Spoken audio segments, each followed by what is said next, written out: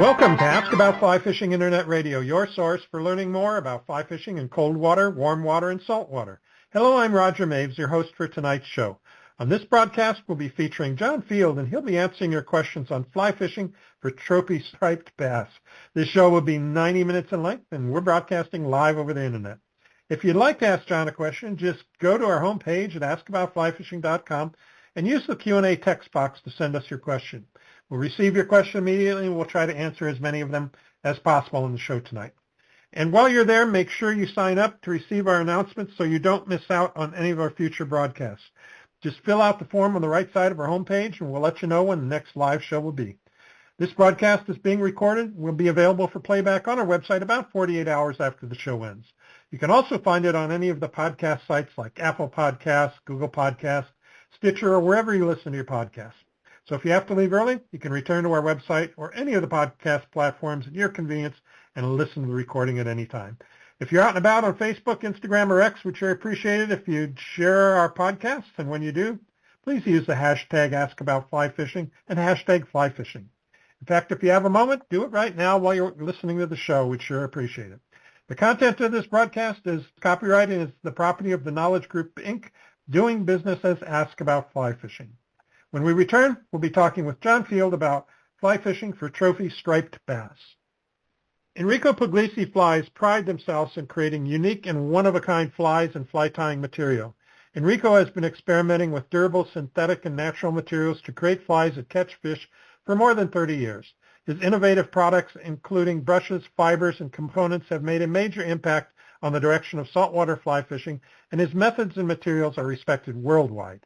Whether you want your flies hand-tied for you or you'd like to tie your own, be sure to visit Enrico Puglisi Flies and browse through their online catalog. Visit epflies.com and do a little shopping today. Again, that's epflies.com. Before we introduce John, we'd like to let you know about the great prizes we have to give away tonight. For our drawing tonight, we'll be giving away a one-year membership to Fly Fishers International and a one-year membership to Trout Unlimited.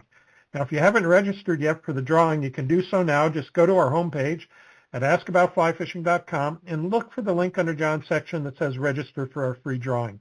Click on that link, fill out the form, and we'll announce the winners at the end of the show. We'll also be giving away a copy of John's latest book, Fly Fishing for Trophy Striped Bass, courtesy of Stackpole Books. Now, here's how you can win. You must be the first person to answer the question we ask at the end of the show. The question will be about something that John and I talk about during the show. You have to submit your answer along with your name and your location using that text box on our homepage. So listen closely, take notes, pay attention, type fast, and maybe you'll be the proud owner of John's latest book, Fly Fishing for Trophy Striped Bass. Our guest tonight is John Field. John is a fly casting instructor, writer, and photographer living in Connecticut. He grew up in New York City, and when his family moved to New Jersey when he was about 11 years old, he took up hunting and fishing. He started fly fishing before he was a teenager and also loved all types of fishing. He has written articles published in Fly Fisherman Magazine, In Fisherman Magazine, North American Fisherman, Chevy Outdoors, Canadian Sports Fishing, and others. John has spent extensive time exploring the waters of the Northwest Territories and Labrador in Canada while on assignment for Canadian sport fishing and the Amazonas in Venezuela and other locations while working for Larry Dahlberg Productions. John has decades of experience flats fishing, the Florida Keys, and striped bass fishing in the Northeast. He has also fly fished in several European countries and the Rockies. To date, John has written 3 hardcover books, Fly Casting Finesse, a complete guide to improving all aspects of your casting, ACA's Beginner Guide to Fly Casting, and his latest book, Fly Fishing for Trophy Striped Bass. John filmed and co-produced episodes of Hunt for Big Fish, which aired on ESPN and other cable networks. He is past president of the New York City chapter of Trout Unlimited and a past president of the American Casting Association. John is an FFI Master Casting Instructor and in 2019 received the FFIJ Gamble Award. This award recognizes individuals who have developed instructional materials that have advanced fly casting instruction. John gives many presentations, casting demos, and clinics for clubs as well as the Fly Fishing Show. John, welcome to Ask About Fly Fishing Internet Radio. Thank you, Roger. Yeah, good to have you tonight. And fall in the air. It's always a good time to go fishing for many things. We'll find out if it's a good time for striped bass here in a few minutes. But good to have you. We got lots of questions, and just congratulations on your book. Thank you. It is an incredible book. As you told me before the show, you said it took you 5 years full time to write it, and it shows. So if any of our listeners tonight don't win your book, they should go out and buy it. And we do have a link on the homepage of our website where you can do just that. But it's so comprehensive. It's one of the most, I think, the most comprehensive book on a species that I've seen done, period. And I've been looking at a lot of books since 2006. So, well, let's kind of try to make a dent in it and see if we can't teach people a few things about looking for these and catching these trophy striped bass. First of all, what do you consider a trophy striped bass? Well, it's kind of like hunting. It depends on where you are. So, like if you're a whitetail hunter in the Appalachians, a 6-point buck that weighs 120 pounds might be a trophy. But if you're out in Missouri or Illinois, it's a 250-pound 12-pointer. So there's a handicap here. If you're in a boat, you have advantages. So 40 inches, over 20 pounds would be a trophy. Of course, my friend Captain Gene Quigley says on his boat it's over 30 pounds. If you are wading, sight fishing from a skiff in a couple of feet of water, climbing ledges and rocks or in the surf, wading 35 inches is good. When I see my friend Captain Paul Dixon with a 28-inch plus fish on the North Fork, that's a fish to be proud of. So it really depends on where you are, but it's all very challenging. Okay. Are those things conditional upon where you are in the world and the type of fishery you're fishing? Well, in other words, yes. Nutrients, whether it's near an estuary, a river, out in the deep sea. Well, striped bass along the Atlantic all the way to Florida, and there's some even in the Gulf, they run up, our fish migrate as far as New Brunswick, Canada. So in the middle of that range, let's say mid-Atlantic states, the Chesapeake stock will produce the largest.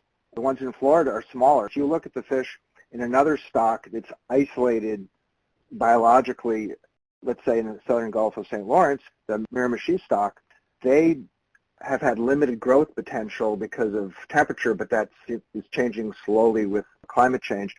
So the middle of the range is where the biggest ones come from. If you're too far north, it's too cold, they don't live as long. If you're too far south, it's too warm, they're not as vigorous. So New England is, in the summertime, is generally where the biggest ones are.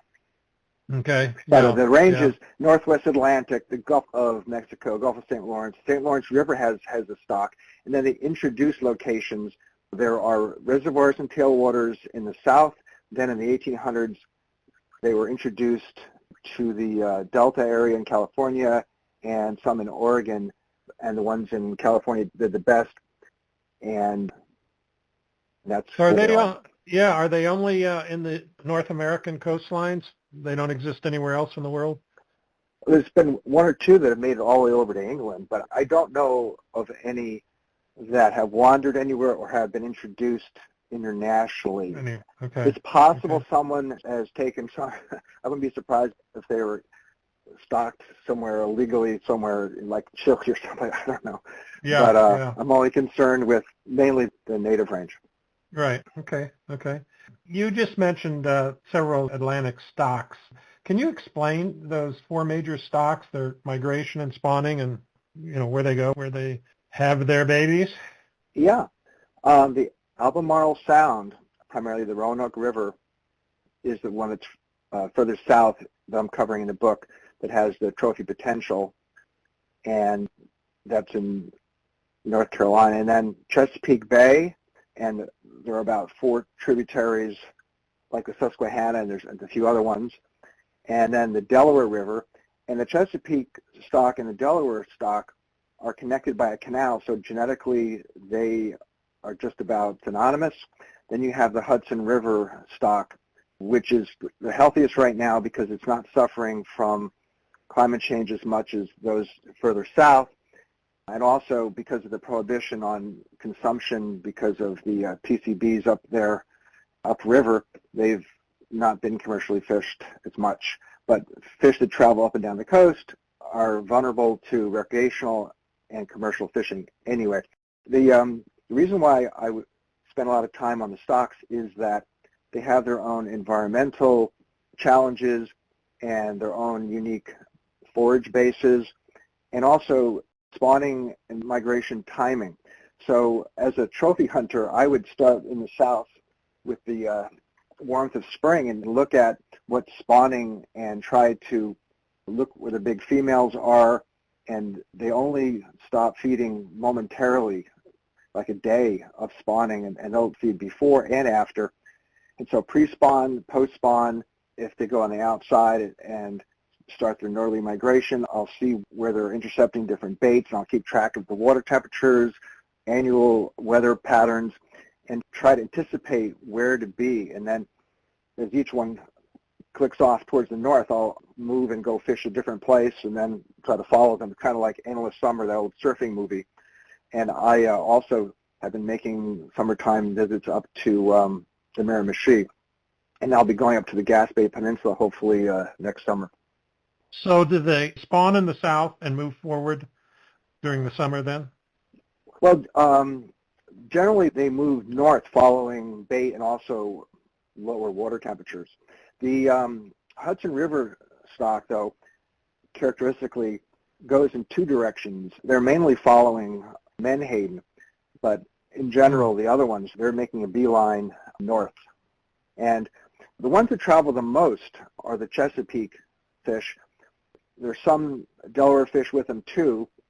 And the Hudson River stock historically only went about 70 miles north and south of the river in the summertime. But now with the climate change and more tagging studies, we're finding that they're contributing to the migration up into Maine. More individuals are there. And there's also tagging studies by Great Tag Research showing that those Hudson fish moving east out to the edge of the continental shelf. Really interesting stuff, and it's included in the book. And we suspected it. And we would look at fish coming in before Memorial Day in Rhode Island and see sea lice on them. And we were wondering, were those fish just offshore in warmer water overwintering, or did they come, are those post-spawn Chesapeake fish? So they'll spawn earlier in the south, and they're triggered by photoperiod and water temperature. And so the first ones will be the Chesapeake fish, I should say the Roanoke fish, the Chesapeake fish, Delaware, and then Hudson. And then they start moving north. So the first fish you'll see, you can anticipate where they came from. You'll see Chesapeake fish in Connecticut, or not Connecticut, but Rhode Island and maybe Martha's Vineyard before you'll see New York fish from the Hudson. Yeah, I was just looking at your maps here of the different, stock migrations, and it almost looks like all three of the migrations might converge in that Rhode Island area. We call it a mixed stock. Okay. Yeah, so you don't know if you're off the coast of Long Island which one you're catching, really. I mean, the average guy wouldn't know, right? Unless you do DNA testing or something, or the scientists do that. Yeah, the scientists do that. We just catch the fish, right? Yeah. So is one of the hottest areas there from Rhode Island up to Cape Cod? Is that a convergence point of sorts? Yeah, I mean, Block Island, Montauk, Martha's Vineyard, Nantucket, the canal, then Cape Cod Bay. And as the summer warms up, a lot of those fish will go through the canal, and you'll find them off of Maine. So I would say that to a point, that mixed stock area is really the best, as you described. And then you might want to go further north. Depends on the water temperature, especially if you're flats fishing. Okay. Yeah, I mean, I see a lot of guides that are advertising fishing for stripers, and off of Massachusetts coast. It seems to be the most advertised area for that. Am I right about that, or is that not the case? Oh yeah, you have to have good sand. You have to have that visibility. So yes, there's more white sand off of Massachusetts than just about any place. Rock is no good for it. Oh, okay. What about California? Are there similar migrations there? Yes, they do respond in the same way to water temperatures. So there's an east and a west migration. They move east during spawning time and then back out to the west when that period is over. So in the fall, they'll start going east and then west towards summer. And then, depending upon the coastal temperatures, they may go on the outside of the Pacific and spend some time there during the summer. But it's not like the same distances, and it's not as important to them, and they're not escaping adverse conditions, really. One thing that's changed in California is that because of population demands on water and agriculture demands, there's less flow in the Sacramento and San Joaquin rivers, so those big fish are having to go further and further into farm country, into lesser flows to try to get the right combination to be able to spawn. And so those fish are really acclimated. They're in largemouth bass country, and you catch them around farms and around brush, and it's really amazing. The cover of my book is a big fish caught by Rick Rutgers of Fair Oaks, California, with John Sherman out there on the Delta. Oh, that's a California fish, huh? Oh. Yes, and the reason why I chose that picture, I have thousands of pictures of young men holding 30, 40-pound fish in the bow of a white fiberglass boat in New England, and as pretty as that might be, to me it's kind of boring. This has got a dog, it's got a landscape with trees, it's an inexpensive boat, it's not a $150,000 boat, it's a do-it-yourself, and these guys are game getters. They're out there.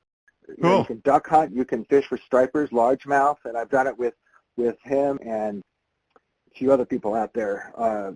Yes, there's some migration. So when we talk, what would you call the seasons for striper fishing? Talking about the East Coast, what is the season or seasons? Do you catch them going north and south?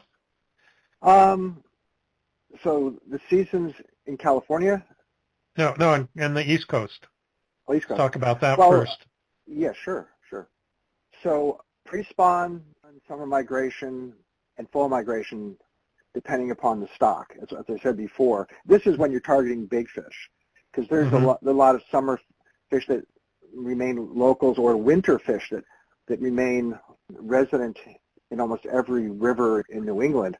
But for big fish, I try to target them as they're waiting for the water to turn 60 degrees before they make their spawning run, and then afterwards, they'll be. They don't all do it exactly the same time, so we'll just start filtering down post-spawn and usually heading north. I'll follow them up the coast depending upon what they're feeding on, and I'm watching menhaden and river herring and squid and spearing and sand eels and shrimp and crabs, et cetera, and that takes me through the season. But when does it, talking about months of the year, what are we talking? Generally, May and June is the post-spawn time. Okay. And they get into summer habitat, and some fish will stay in areas where they have the depth and the food. So there's daily migrations, there's seasonal migrations, and then there's weather movements. And you have to sort of, when you're trying to locate fish, know what those influences are. And then in the fall, generally, starting in the far north, like people are putting their boats away in places in northern Maine, I guess, and there's fish are starting to move further south. When the water gets into the 50s, they really start moving, and then I stop fishing when the water temperature is 48 degrees. They are usually back where they should be for the winter, and around 46 and lower, the metabolism gets much lower. But there are lots of places, even in Connecticut, where people fish for smaller resident fish, schoolies, all winter long, and you can catch them. But I decided years ago that I didn't want to catch 50 small fish a day. I wanted to catch one fish a day, but it has to be a big one. Right. Or more. But I don't want to be Are greedy. the months for fishing similar in California, May to fall kind of thing? And is the Well, temperature is October critical there? it's October through March. But in the fall here, I was talking about when it starts in the very north. But let's say in the New York Bight area, we usually have, it's just coincidental, but we usually have really good fishing towards Halloween, and then we have it around Thanksgiving, and then there used to be Atlantic herring in December all the way until like around Christmas. I used to have a skiff in New Jersey, and I remember taking a foot of snow off and being one of the only two people out of Barnegat Inlet out there chasing fish off of Atlantic Highlands, like 25 miles north in a 17-footer in December. But that's what we do, looking for big fish. Okay. Well, hang tight here. We're going to take a quick break. We'll be right back and talk more about trophy striped bass with John Field. The Ugly Bug Fly Shop in Casper, Wyoming has been serving fly fishers in Wyoming and around the world since 1983. Their selection of top-of-the-line gear and the huge assortment of flies is one of the best in the land. All products are available in their fly shop and online. Looking for advice? Just give them a call, and their expert professional staff will help you with whatever you need. Visit the Ugly Bug Fly Shop today at uglybugflyshop.com or call them at 866-845-9284. Again, it's the uglybugflyshop.com or 866-845-9284. You're listening to Ask About Fly Fishing Internet Radio, and we're talking with John Field about fly fishing for trophy striped bass. If you'd like to ask John a question, go to our homepage at askaboutflyfishing.com and use that Q&A text box to send us your question. All righty, John. So there was a question from Roy Fukushima. He's out in Orange County, California. He says, I've not read your book, Fly Fishing for Trophy Striped Bass, but would your writings also apply to the California coastal waters and rivers where stripers were introduced decades ago? Absolutely. There is a section on California there. It talks about that history. It talks about the unique forage that exists in that area, the changes over the years and how the stripers have adapted, and the flies to use. I fished out there with Captain Mike Costello and John Sherman. I consulted with Dan Blanton and interviewed him. And I should be out at the Pleasanton Fly Show talking with more of my California brethren this winter. Oh, good. Yes, fly show season is coming up. Just around the corner, it seems. Yeah. I saw Ben sending out announcements already. So, getting ready. Okay. Peter Rogers in Sonoma, California asks, from your research, what factors engage big fish movement? Water temperature, water flow, water clarity? As I said before, the movement is mainly triggered by water temperature and spawning, and then they'll follow forage. So let's say in the summertime, if they're into a good stable water temperature and then you have bad weather come, anything that threatens a drop in temperature usually makes them vacate the shallows and they disappear. People tell me, oh, it's the barometric pressure. And I don't, and neither do the scientists believe that it's pressure, because they're not that sensitive to it. They can make large changes of depth of 60 feet in a second or two, and it doesn't bother them. So how would 1 millibar make a difference? But cold, big fish do not like drops in temperature, and they disappear. That's one thing. And they do like, you have to have a choice. They would like cleaner water, but of course they can live in absolutely turgid brown water like they do in Nova Scotia, and they can spawn in it too. It doesn't really bother them, but they can see better. And as far as water flow, they do like to go where there's flowing water because they have an advantage over their forage. They can swim with impunity and feed when other fish and invertebrates can't really mobilize. So they like their comfort zone, in the 50s to low 60s, and they like to be where the flow is good, and then they will follow forage, and they have the senses to be able to locate them. Okay. I forgot to ask you after a break, which I usually do, what's going on in your fly fishing world. So I'll give you a minute or two here to tell us, what you're up to after finishing this book. Tell us what's going on. Well, I made a trip to the Lagneck River end of June, ATA Lodge. I had an incredible time. I'm going to be hosting there same week next year, throwing mice for Alaskan rainbows. I caught one of the biggest stripers of my life with Captain Michael Platt in June out here in Long Island Sound. And right now I'm doing a spade demo for a TU. I have like 10 presentations on this book coming up this month, because this is when the albies and the stripers and everything start to move and it gets people really excited about fishing. And so that's what's going on now. And of course I'll be doing some fall trout fishing and a lot of things to do. Okay. Do you do any guiding? Show season. No, I Okay. teach fly casting and full time privately, and I do some volunteer lessons for organizations. As you know, I was a TV president for 5 years and ran a casting clinic in Manhattan in Central Park for 5 years. So that's part of my DNA. But I do casting demos for a fly fishing show and for organizations too. So that's what keeps me busy. Writing, fishing. I haven't done much conservation work. John, do you have a website where people can follow you and find out about your casting lessons and so? I do. Fieldflyfishing.com, and on social, on Facebook, I'm John Field. On Instagram, it's Field Fly Fishing. Field Fly Fishing. Okay, fieldflyfishing.com. Okay, great. So, folks, if you want to follow John or connect with him, get some lessons, and that's where you go, fieldflyfishing.com. All right. Cool. Let's talk about characteristics of, the physical characteristics and senses of stripers. What do we need to know? What's important for us to know about their senses? I usually look at this in the context of fly design and also presentation. They have a keen sense of vibration detection from their lateral line and their ears. Their otoliths, also known as ear stones. They also have good olfactory senses with their nostrils and their tongue.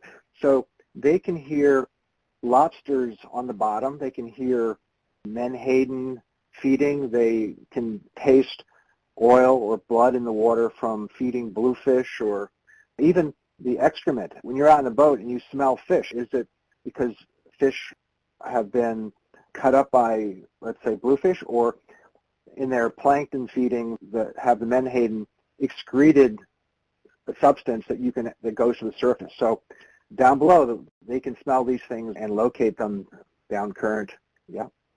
Okay. So I like to Yes. incorporate rattles, let's say, into flies. I do know a captain who used to dunk bunker flies in bunker oil, but you might as well just go bait fishing. I like to fool them in other ways. Yeah. Yeah. Sounds like they use all their senses, to find food. Very cool. What? And also defend themselves too. Okay. What are their predators? Sharks primarily? Yeah. Everybody's and seals. Oh, seals. And okay. humans. Yeah, we have a seal problem in New England. Oh, okay. I didn't know that. Yeah. And they're taking a substantial toll on the stripers? I don't know the numbers, but I know a lot of people who can hardly keep, the fish are at disadvantage when they're hooked, just like a tarpon in the Keys. I've seen them eaten myself by tigers and hammerheads. But when people who are having a hard time landing a striper because the seals are beating them to it and they get a head back. But there's a study going on right now in predation and angling from Carolinas through Maine, because it is significant and it means something. Interesting. I wouldn't want to hook into a seal, but that would be a big mess, huh? Here, you unhook it. Yeah, right. Exactly. I'm not good. They got some pretty significant jaws on them and teeth. What are the primary sources of food that we need to know about as fly fishers? This is location and timing dependent. But I would say generically in Atlantic and New England, it's bunker, river herring, squid, and in the estuaries it's spearing, and on flats it's crabs and shrimp.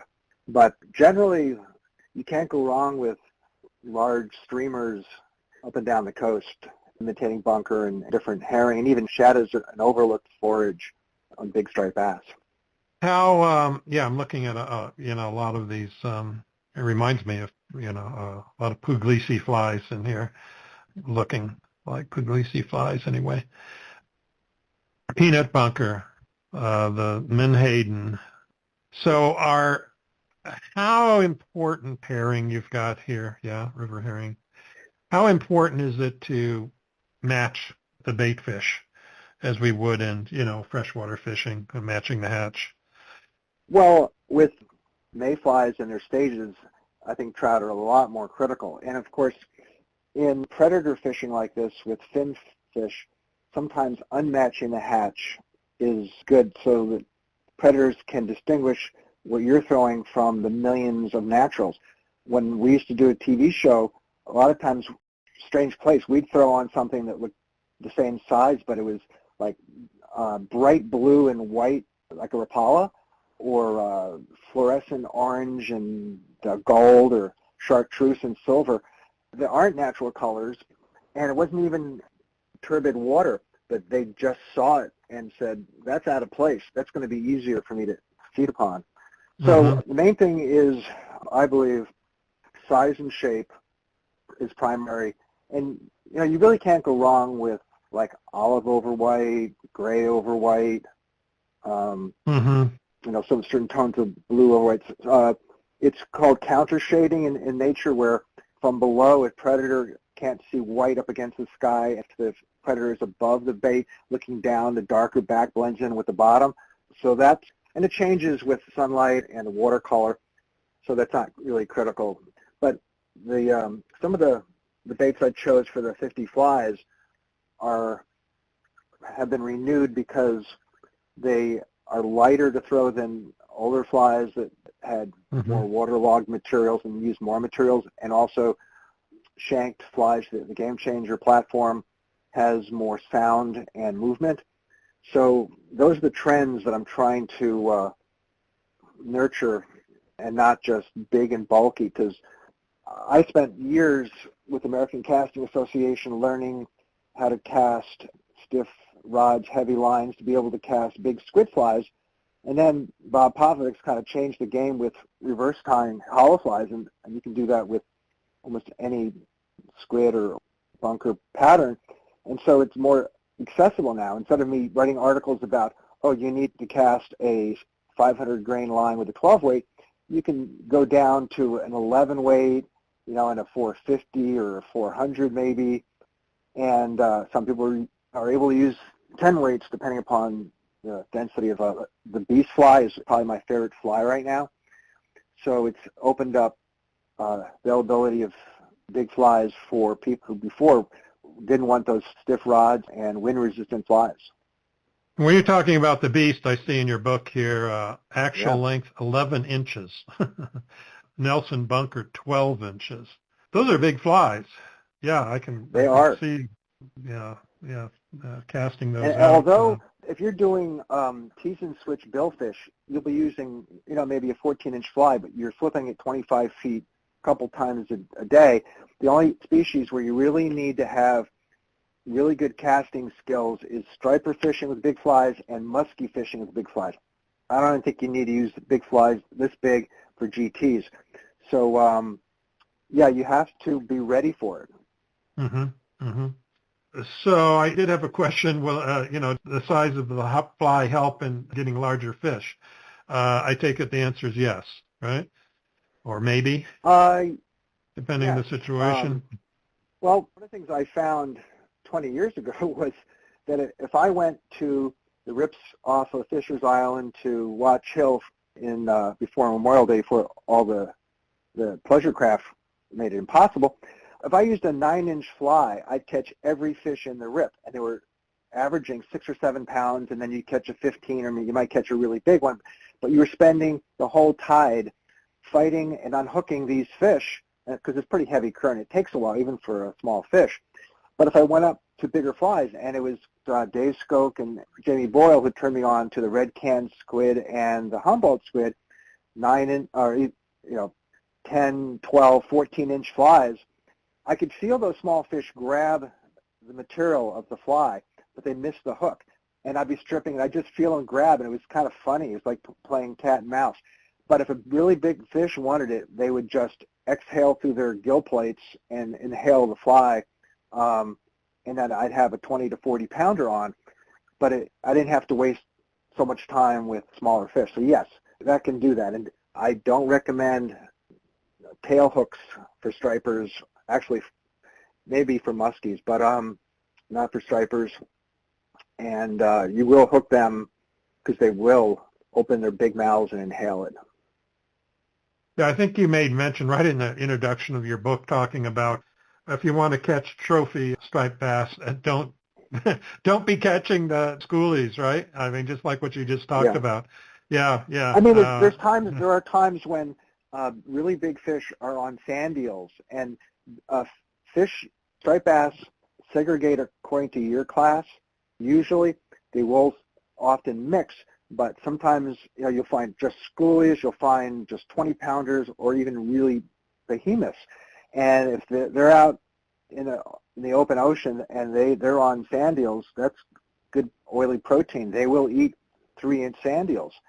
But in general, you see little terns diving, and you don't see huge splashes like bowling balls being rolled off into the water. Then they're probably blues or small schoolies or bonito or something, and you might just drive on by, unless you know otherwise.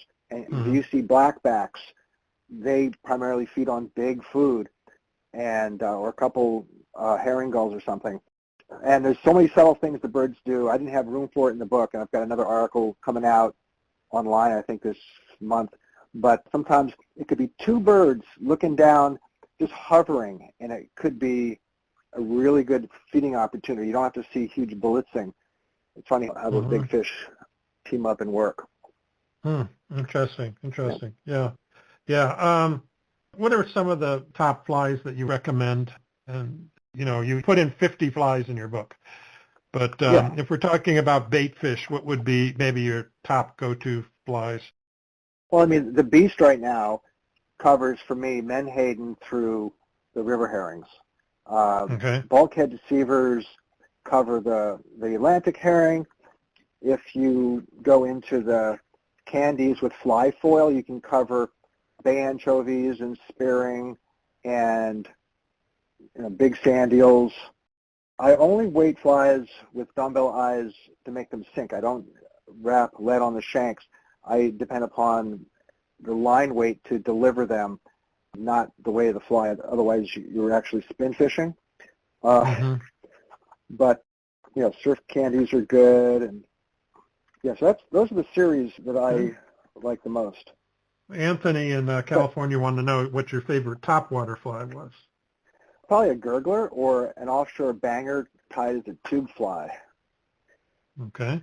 Also, in the last year, Charles Bisharat turned me on to his pole dancer, and I got that working very well now. It will go like a Zara spook, left, right, and that's my new favorite topwater, I think. Interesting. Yeah. George in Harwich, Massachusetts asks, will striped bass always be attracted to a crab pattern even when there are bait fish in the water? And I was going to kind of add on to that. How do you fish crab patterns or these lobster patterns that you have in your book? Yeah. I would say that it's more plausible in crab habitat unless there's a crab hatch where they're floating on a tide. But I would say yes, but if there's bait fish in the water, I would be fishing the bait fish. Oftentimes, if it's a small bait, I would just use a different bait fish that's much larger to attract the bigger fish out of that school. But just like tarpon, even if tarpon are feeding on mullet, you throw a crab out there and you'll catch a tarpon. They're opportunistic. They're omnivorous.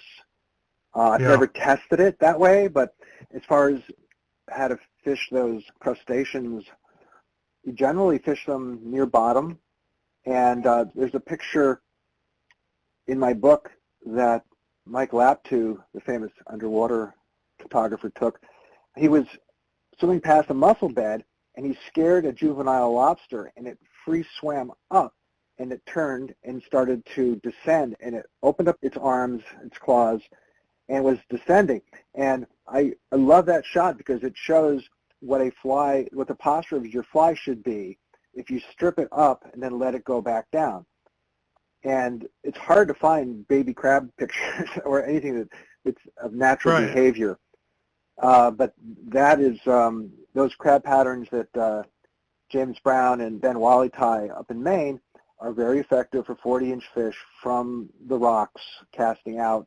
And James was telling me how he would position himself on sort of a runway for the stripers, that he didn't do much moving around to find them. It was just kind of like stand hunting for deer. They would pass by that rock ledge on a certain tide, and he would just pass shoot at them. So, yeah, and the crabs on the bottom, and probably the best guide on the Cape, Chris Corcota, told me to put in the book that he uses like a Type 7, a sinking line, so that the line sinks to the bottom on a flat, let's say in 3 feet of water, 2 feet of water, and he strips his crab slowly with the line on the bottom instead of having a floating line with its silhouette and shadow to spook the fish. The fish are above it, and the bottom has enough contrast in it so the line kind of disappears on the bottom. But that's a new technique, and I bet you I'd work on permit too. Yeah, well, I was sure just going to say, sounds like permit fishing. Yeah. Yeah, I used to do a lot of that, and that was before we found out that they would actually hit floating flies. I think that's more of a Mexico phenomenon. I have to talk to Bruce Chard down in the Keys about that.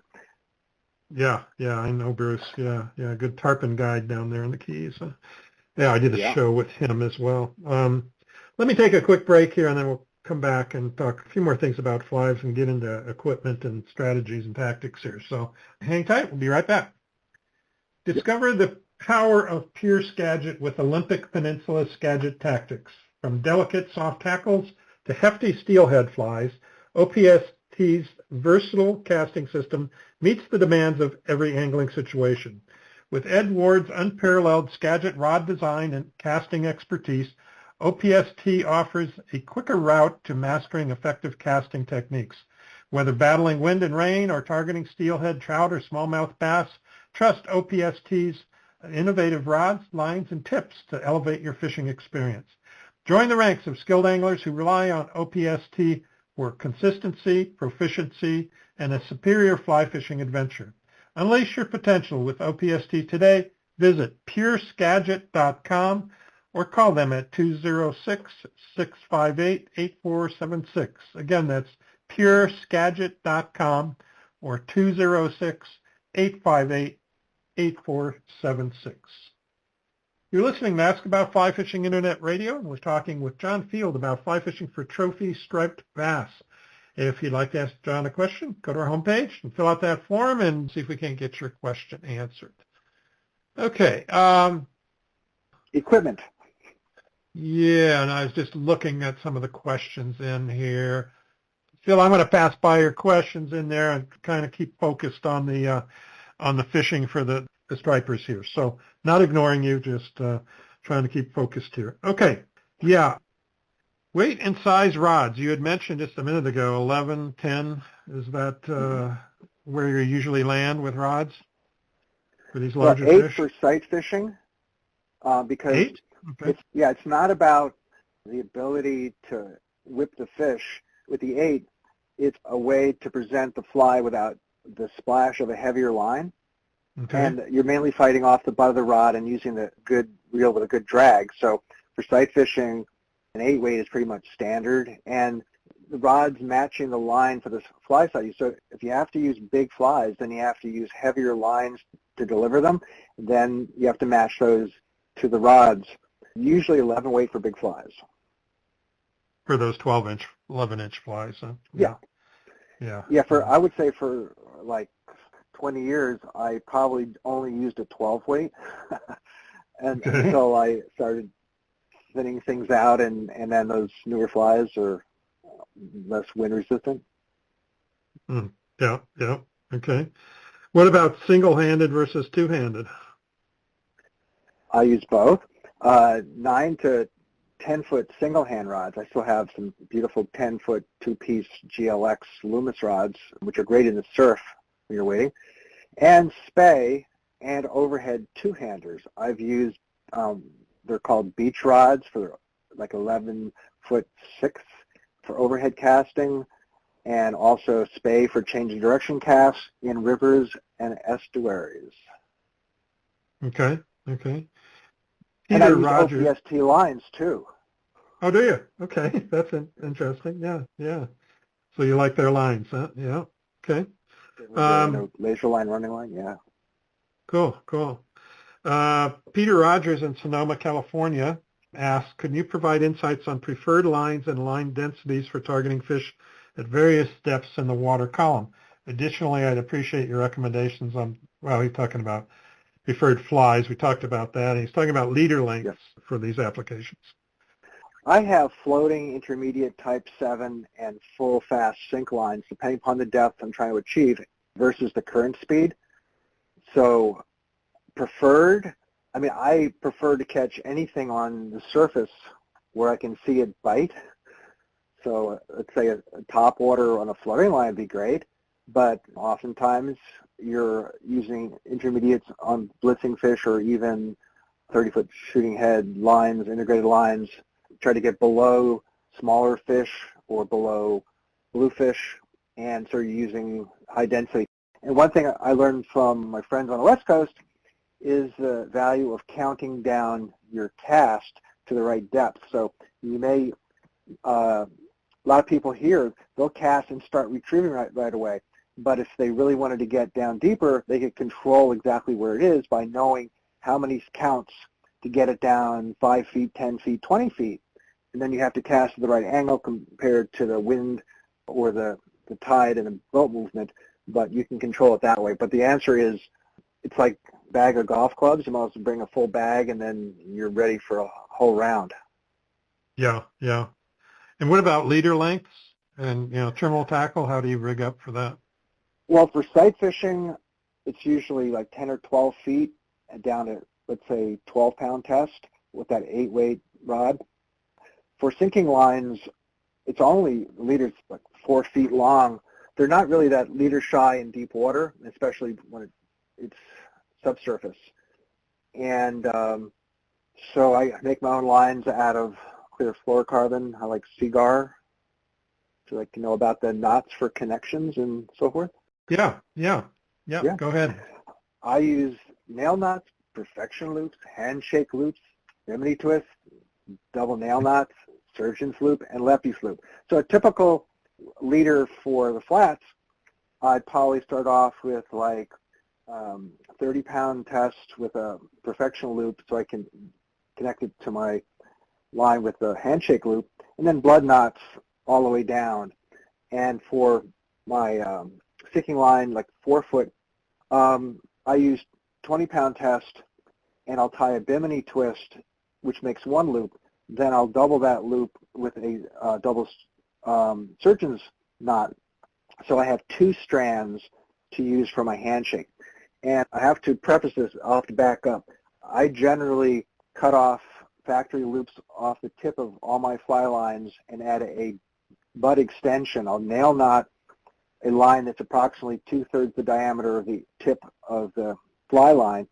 And so that if you were to bend the line and the butt extension where it's nail knotted, you'll make sort of a rainbow shape. It's equal, but both the stiffness of the butt extension and the end of your fly line is about equal, so that it transfers down the leader. So that you nail knot the, let's say, 30-pound fluorocarbon to the end of your fly line, and then 6 inches or a foot, put a large perfection loop in it, and then you join that large loop to the smaller loop of the leader, and so you have 30 or 40 pound connected to two strands of 20. So the bearing area is very similar, and that's like 100%. And below the bimini twist, that's 100% strength. And if you're on sand and the fish aren't super huge, you can leave that 20 right to the fly and connect it with a lefty loop. If they are large fish, and let's say there's some rock, if you're around reefs and so forth, a foot or more of 40 fluorocarbon, I like to use double nail knots. You can use double uni knots, and then the lefty's loop. And you can reach down and grab that 40 and pull the fish in so you can unhook it more easily. But they have little maxillary teeth that can go through 20 if you fight them long enough. So I've learned to use like 60 nylon or 40 fluorocarbon. The fluorocarbon I use is hard. When I first started using fluorocarbon, I tried to bite it off with my teeth, and it sent a shock to my nervous system. I said, I'm not going to do that again. This stuff is hard. And I started using nippers to the joy of my dentist. But I've used that stuff since the 90s, and it has served me well. Yeah. That's my leader system. Lots of knots. Yeah. Got to be proficient at tying those knots. You brought up something. You just mentioned something, and Phil McCartney in Kentucky had a question about, is it a typical fishing for striped bass to encounter other species like bluefish? If so, do you recommend bite tippet? But you didn't mention that for the stripers, right? So you don't. Well, they're not shy of wire. I mean, there's guys with. Okay. I forget. Is it a 300-pound test on umbrella rigs? But yeah, I use wire all the time. It's. Oh, okay. When I think. So when the water's is 48 degrees and up, you might see blues in the Mid-Atlantic and New England. They usually disappear in late fall, and they'll be there in the springtime around striper spawning time. So, yeah, sometimes they're offshore, not inshore, so you can get away with no steel. But when they're mixed in, or if you know they're there, then I'll use knottable 30-pound wire, the nylon-coated, and attach it to that 20-pound test with a double surgeon's loop. And I also, if I'm using gurglers, I'll use, I think it's number 6 wire. I have all kinds of wire twisters from my muskie days, so I'll put a loop on one end and use solid wire. And also on the offshore bangers, I'll use number 9 wire, like marlin size leader, coffee-colored American stainless, but it's hard to work with, and you can use hemostats and stuff. But novel wire is easy, and I don't think you're going to miss any fish because of it. But since I have a long history of being a perfectionist, I sometimes overdo my knot quality, because if you have 100% confidence, then you don't have to think about it. You're only concentrating on the fish, and your tackle is irrelevant, pretty much. Mm-hmm. No worries. Mm-hmm. Okay. Let's see here. Time for another quick break, and then we'll come back and talk about some strategies and tactics here.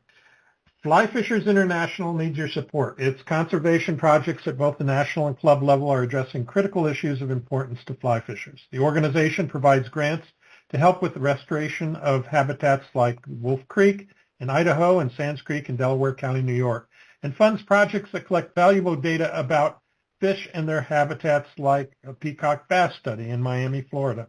FFI serves as a strong advocate for fly fishing in all waters for all fish, to preserve and promote the arts of fly casting and fly tying, and to help ensure future generations can continue to enjoy these one-of-a-kind experiences. These efforts won't be nearly as effective without your help. If you're not already a member, we invite you to join Fly Fishers International as they work to cultivate conservation, education, and community within the sport of fly fishing. Join Fly Fishers International today and help support their fine work. For more information, go to their website at flyfishersinternational.org. That's flyfishersinternational.org.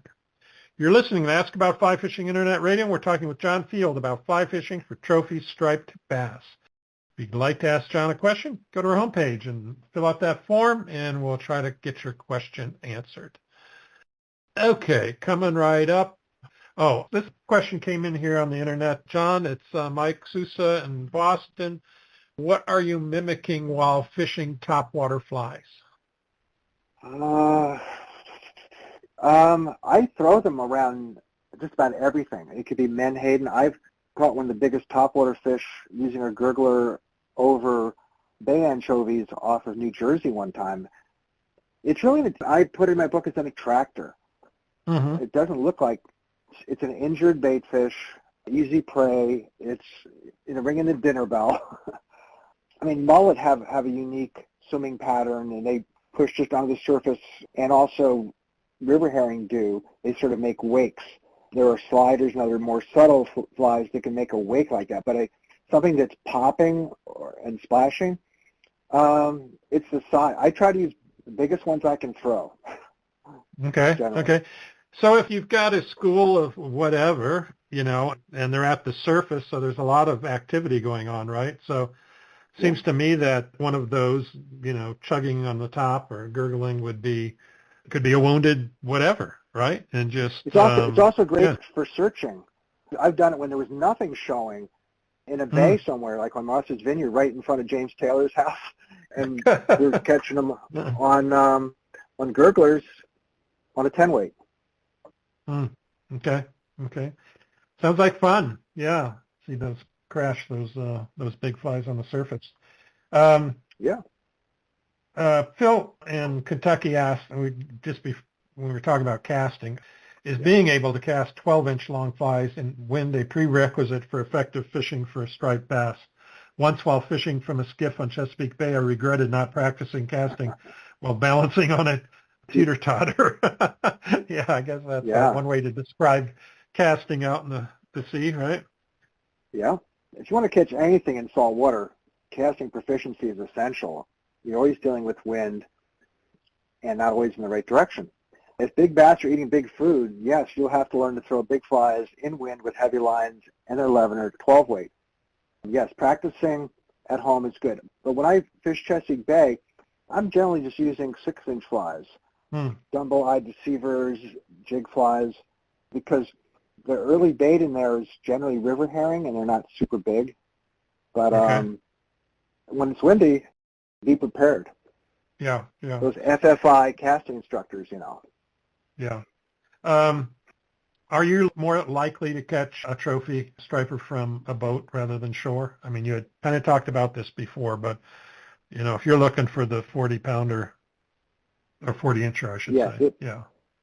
For most of your listeners, it would be easier to catch a big bass from a boat, but it is more complex, but you can do it from shore. I mean, the thing from shore is you usually want to be adjacent to deep water. You usually want to fish at night, and tide and moon, darkness is really essential. Safety is tantamount.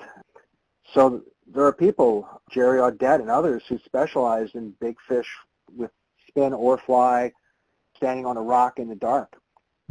Generally, when I used to chase them up and down the Jersey coast back in the recovery of the 90s, we so seldom ever saw anything over 28 inches come onto the sand because they're not safe there.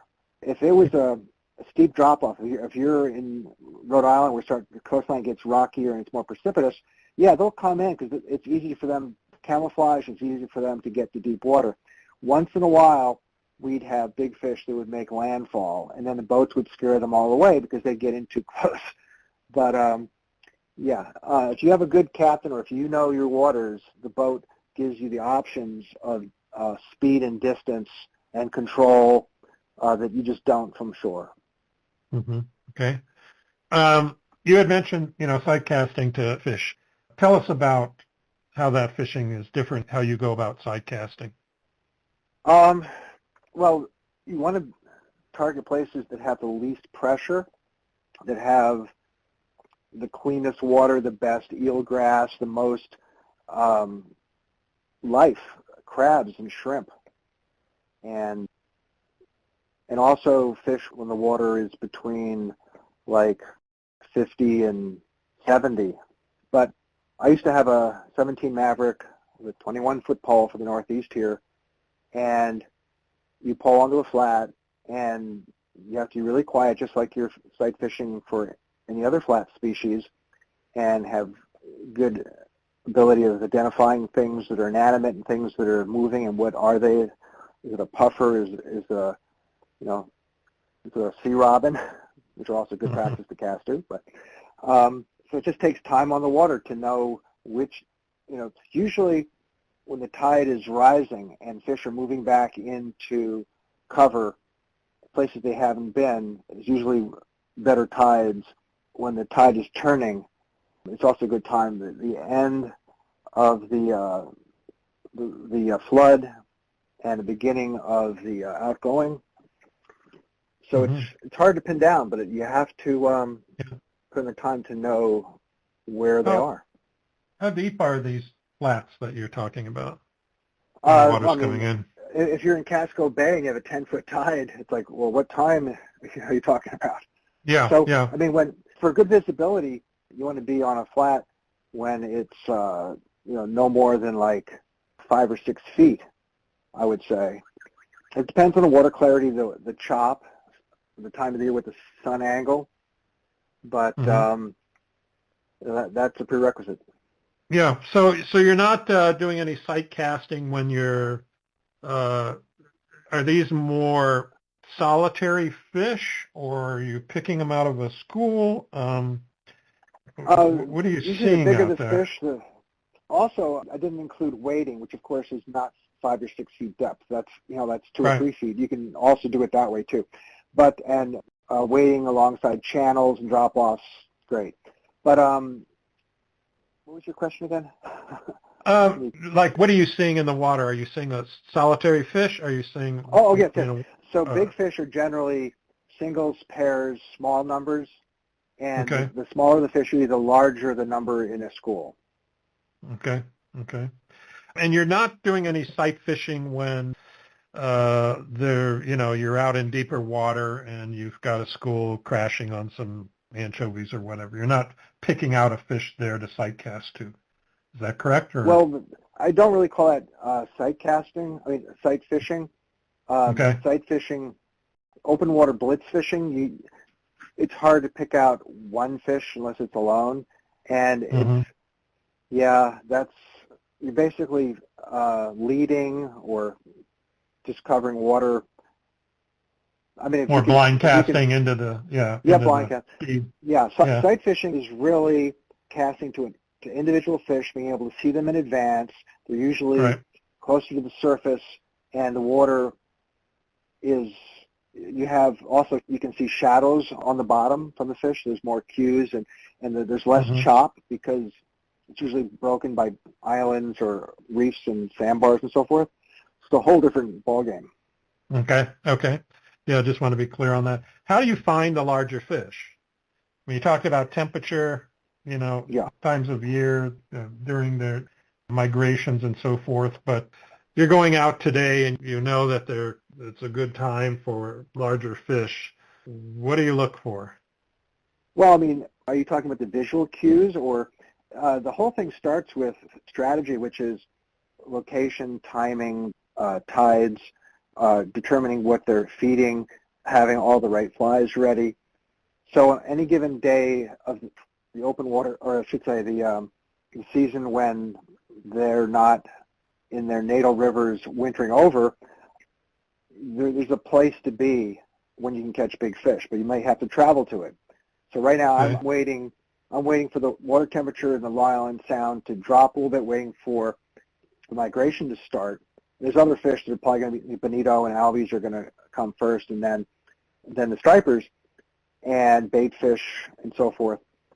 But I'd be up in New England right now, around the Cape, and because the fish are starting to change directions. Okay.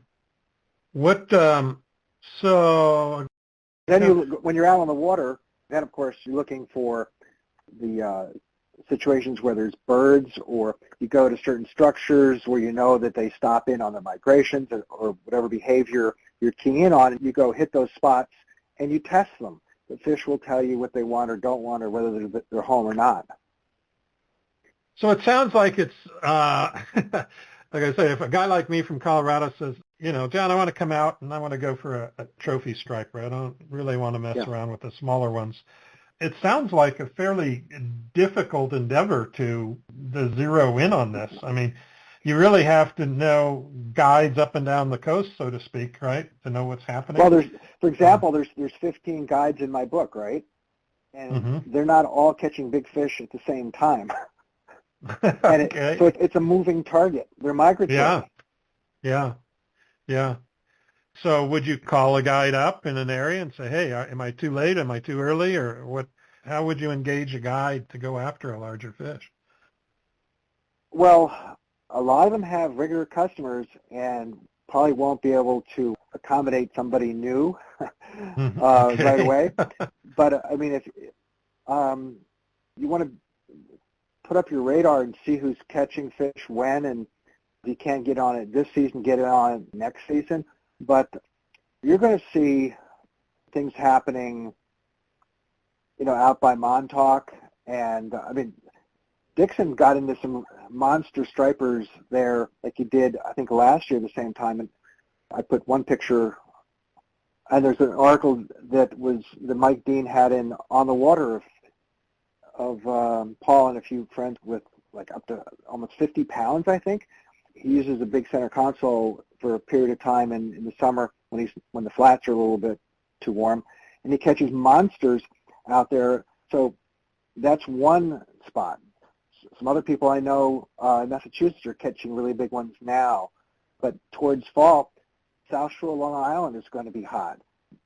Raritan Bay, the Jersey Coast, Jim Frieda and Gene Quigley.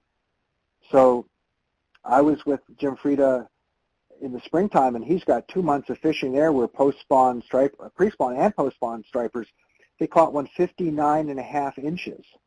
And they're just in 20 feet of water, just marking a fish. Oh, let's make a drift here, make a cast, strip a 9-inch fly, and they're catching 40-pounders. So there's certain times of the year, spring and fall, when it's happening, or you've got to go chase it up and down the coast on little things that are happening. During the recovery, there were a lot more fish, I think. We have certain year classes right now that are very large. I think the 2015 year class, before that it was the 2011. And so you're catching really big fish, but they're in small, discrete areas.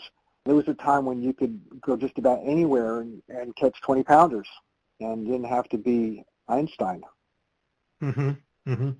So if you're out there at the right time and you're out on the water, in deeper water, wherever they are, and you see some birds and it looks like some fish are feeding underneath there, you don't really know if there's big fish in there or not. Is that correct? You're just going to fish it and hope you're... As I alluded earlier, I generally would ignore small birds and small splashes. Okay. I would definitely key in on blackbacks and herring gulls and greater gulls, I guess they are, and big splashes. There might be bluefish or stripers, but I'd want to see what they are. Okay. And I'd want to identify the bait that they're on. And sometimes you find one fish at the surface and you use a sinking line and you find your stripers below them. You don't just ignore it. But if there's big bait, even big stripers will be below bluefish that are chopping bait fish. So you may lose your flies on the surface, but if you can get below them, there could be, it's kind of like a 50-pound lake trout eating things that are tullibees that are floating down from the thermocline. And so they're scavenging. You never know. But there's certain behaviors of birds. It doesn't take many birds. We look at their behavior, and if we see that they're anticipating food, we want to be there, because it's not just whether they're there or not. If there are big fish in the area, if you see the clues early and you can idle over there, you're saving yourself time. So if you ignored it and just looked at it in your rearview mirror and then turned around, by the time you get back, a service blitz could be over. But if you see that it's about to happen and you get there and just shut off for a couple of seconds, and those Then all of a sudden the fish get near the surface, then those birds dive on the bait that are pushed to the surface, and there's boiling fish all around your boat and they're nice and calm. That was worthwhile. Yeah, yeah. Okay, okay. Yeah.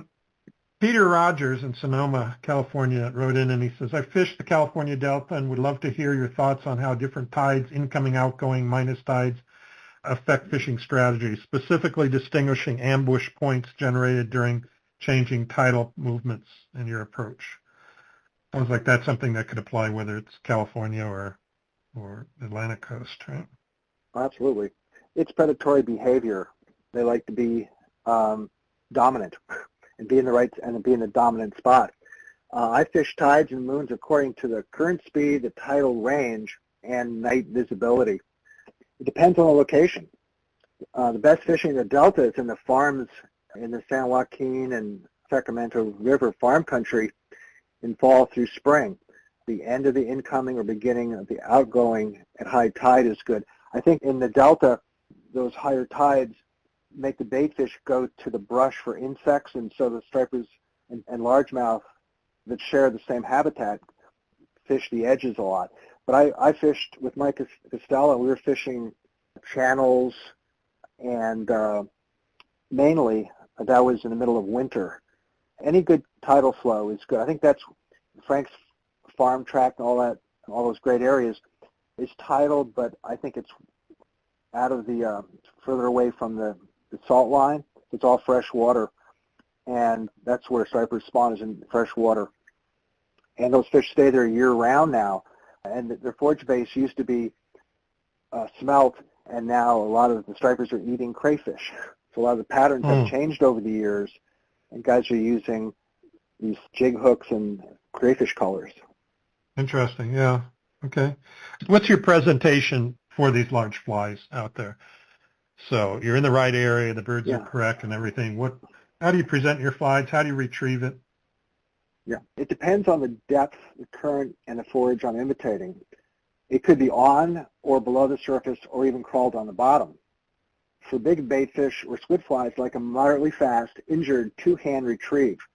For small, less mobile baits, a more natural retrieve that's slower is more effective. Okay. So a lot of it depends, basically, what we're using. Sure, I mean, yeah. A sand eel that moves very slowly is different than a larger fish that's moving like a mackerel. That's like a cheetah. Yeah, like really fast, right? Yeah. Yeah. What type of, we'll just finish up with two more questions here. What type of fight do the larger fish give, and how do you fight them? I usually know it's a big fish if it makes a good run. A fish I've caught have taken up to 100 yards of line. I use 20-pound tippet and a 40-pound shocker, so I set the drag pretty tight. After the runs, I use a short stroke technique without raising the rod higher than my chest.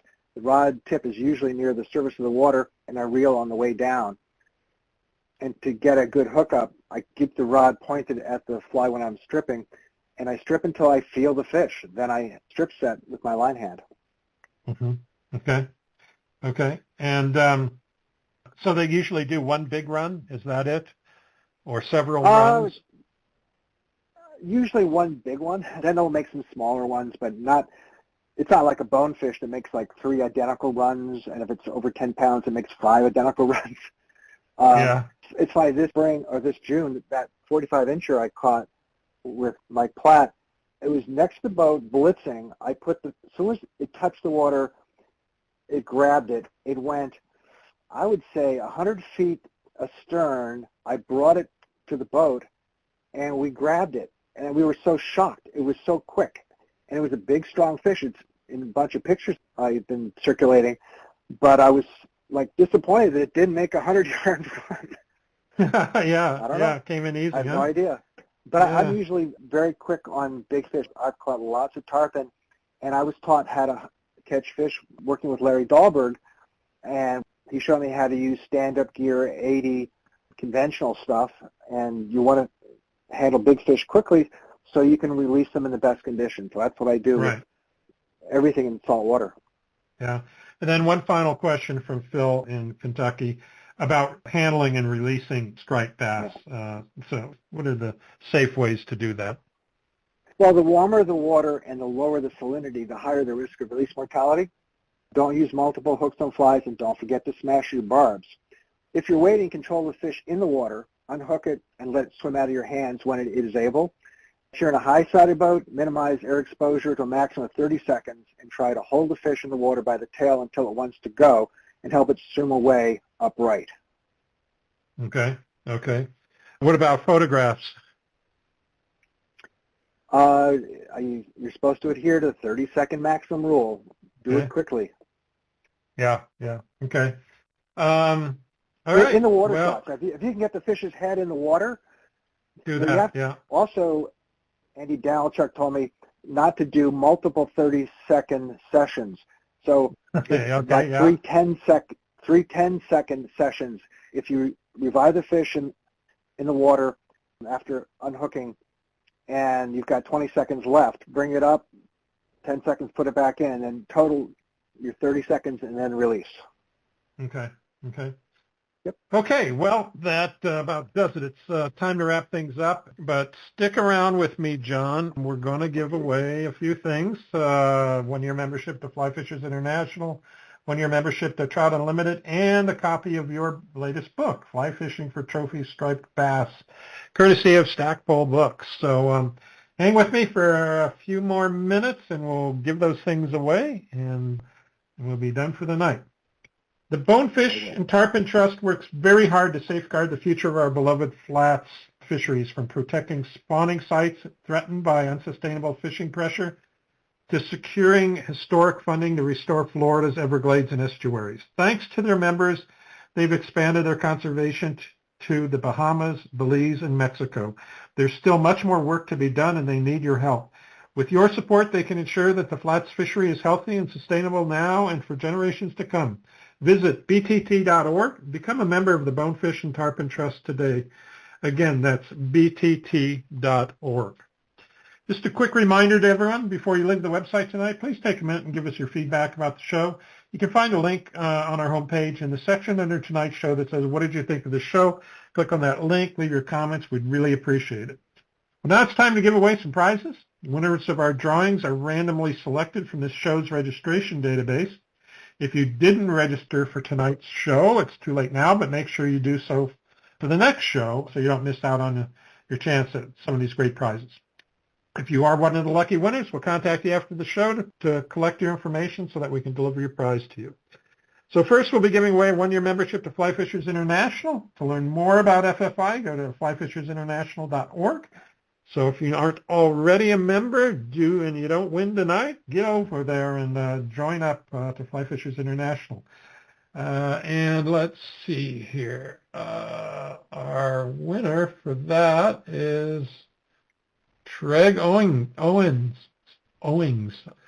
Treg's a long time, from Idaho. Treg Owings in Idaho. He's a long-time listener and usually wins the grand prize. But tonight, Treg, you got yourself a membership if you're not already a member. So we'll take care of you there. Congratulations. And then for Trout Unlimited, 1-year membership, to find out more about tu.org.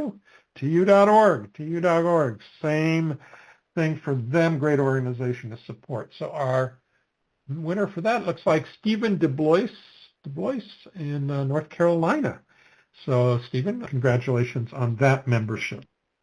And now we'll give away a copy of John's latest book, Fly Fishing for Trophy Striped Bass. That's a tongue twister for me tonight for some reason. Courtesy of Stackpole Books. And again, we go to stackpolebooks.com if you'd like to see all their publications. And of course, we've got a link to John's book right on the front page of our website tonight. So question is, you clear my queue here, so I don't have anything in there. Already got a great show from one of our listeners out there. And okay, I want to know three of the names of the type of bait fish that striped bass like. 3 of the names of bait fish that striped bass like. So, John, there's a slight delay before they hear what I'm saying, and then they've got to type it in and get their hands off the fly tying vise and do all that. So I'll give them just a few seconds here, and then we should start getting some answers coming in. And so when's the next time you're out and about to fish? I fish about once a week with my friend Captain Mike Platt. He takes a day off, and we go scouting the Long Island Sound. So it could be on call. And I was in the Naugatuck River yesterday, spey casting, getting ready. I'm doing a on-the-water clinic for a TU chapter. So, and I've been practicing with my new paddleboard. I got a Palhana I'm using for stripers in Rhode Island this fall. So I'm getting ready, getting things sharpened. Good. Sounds like fun. Okay, we got some answers coming in here. First one is Menhaden, Shad, and Bunker. Mm-hmm. Is that correct? That's a good one? That is correct. Mike Sousa, New Boston. Mike Sousa, New Boston. Congratulations. You just got a copy. And I think he'll put it to good use up in New Boston, huh? So, yeah, lots. You'll be amazed. You'll be amazed, Mike, when you get this book. But send me, in the same question and answer box there on the homepage, send me your address. I got your name, got your email address. I need your shipping address. So if you'll send that to me, please, we'll get that over to Stackpole, and they'll send that book out to you. So congrats on that. Thanks for everybody for listening and playing. That's I always appreciate it. And got more correct answers, more different things, but they were correct as well. So, all right. Listen, John, just a pleasure talking to you tonight, and I really appreciate you joining me on the show. And I know it's late out there on the East Coast, but thanks so much for sharing all your information, and thanks so much for writing an incredible book. Everybody will appreciate that. Thank you. Thank you for having me. No problem. Glad to do it.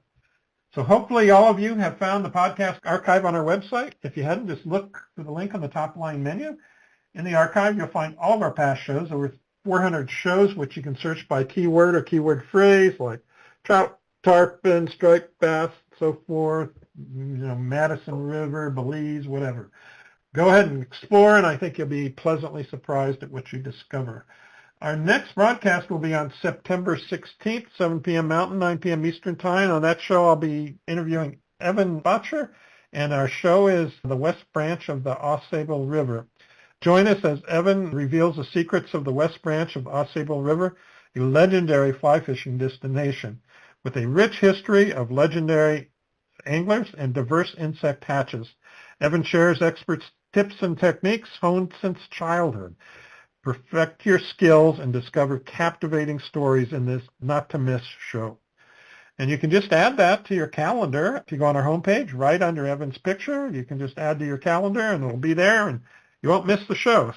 We'd like to thank Fly Fishers International, Trout Unlimited, Bonefish and Tarpon Trust, Stackpole Books, Olympic Peninsula Gadget Tactics, Ugly Bug Fly Shop, and Enrico Puglisi Flies for sponsoring our show tonight. Don't forget to visit our website at askaboutflyfishing.com and make sure you're signed up to receive our announcements so you don't miss out on any of our future broadcasts. Thanks for listening to Ask About Fly Fishing Internet Radio. We hope you enjoyed the show. That's it. Good night, everyone, and good fishing. Whoops.